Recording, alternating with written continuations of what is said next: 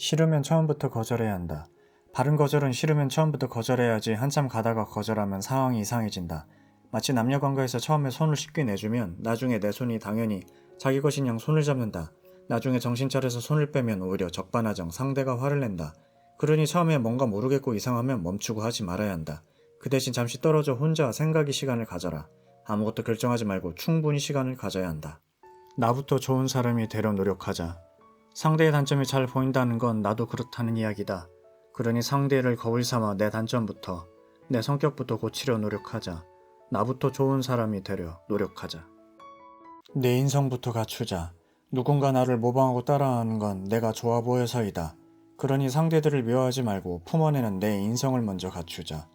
그렇게 나보다 부족하고 약한 사람들을 품어내다 보면 저절로 내가 더 큰 윗사람이 될 것이다. 결국 내가 세상과 사람들을 품어내야 하는 내 인성부터 갖추자. 말이 많은 사람.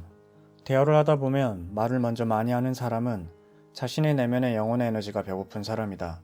그러니 일단 영혼이 배고픈 자의 말을 많이 들어주고 따뜻하게 진심으로 상대의 말을 들어주다 보면 상대는 저절로 말이 줄어들 것이다. 아는 사람이 품어주고 들어주는 것이다. 나았으면 안 된다는 생각은 오만이고 교만이다. 직장의 매너리즘에 빠져 이 직장은 나았으면 안 된다는 생각은 나의 오만함과 교만함의 극치다. 오히려 그런 사람이 없어야 직장이 더 잘 된다. 인간은 늘 진화하고 발전해야 한다. 매너리즘에 빠져 오만과 교만에 빠진 사람이 많은 직장은 발전할 수가 없다. 아는 놈이 먼저 움직인다. 이 말은 내가 먼저 상대보다 지식이나 경험으로 지금 처해진 상황이나 환경을 충분히 알아서 지금 상대가 어떤지 내가 안다면 내가 먼저 나서서 일을 처리함이 맞는 거다. 그래서 아는 놈이 움직이는 것이다. 먼저 움직인다고 절대 비굴한 게 아니다.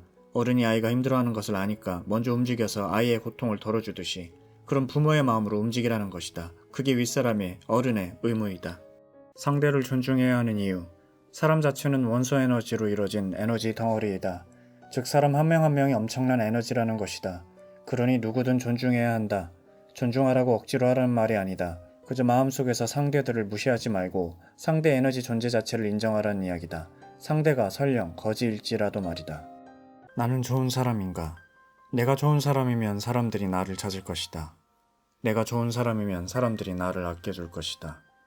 내가 좋은 사람이면 사람들이 나와 보내는 시간을 좋아할 것이다.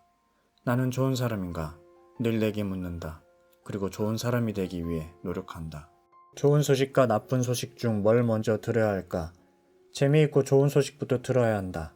재미있고 좋은 걸 먼저 해서 내 기운이 좋은 상태로 힘이 생기면 그 다음이 힘들거나 나쁜 일도 처리할 힘이 생긴다. 반대로 나쁜 소식을 먼저 들으면 힘이 빠져서 될 일도 안 된다. 인생을 지혜롭게 살자. 미리 시도자의 자격은 모두를 품을 수 있는 성품을 가진 자라야 한다. 기존의 극단적인 흑백 논리로 좌우파 대립이나 공산민주 대립처럼 서로의 사상과 반대되면 무조건 반대하는 것이 아닌 어떤 논리도 사상도 하나로 통합해서 품어갈 수 있는 사람이라야 한다. 급변화식이 힘들어지는 이유. 인터넷과 과학기술로 시대가 급성장 변화하고 있다. 물질적 성장뿐만 아니라 정신적 성장의 급변화의 시기에 우리 인간 자체의 정신도 발전하지 못하면 자꾸 진화하는 세상에 따라가지 못해서 우리 자신들이 힘들어진다. 그게 인류 문명의 진화 방향이다. 그러니 계속해서 우리 각자는 더 나은 생각과 큰 정신을 갖도록 노력하지 않으면 퇴보한다. 상대를 편안하게. 인간관계 공부 중 상대를 불편하지 않게 상대를 편안하게 만들어주는 내 노력의 공부가 가장 중요하다. 주변 사람을 어떤 상황에서도 편하게 만들어주는 이는 세상 모든 걸 갖게 될 것이다.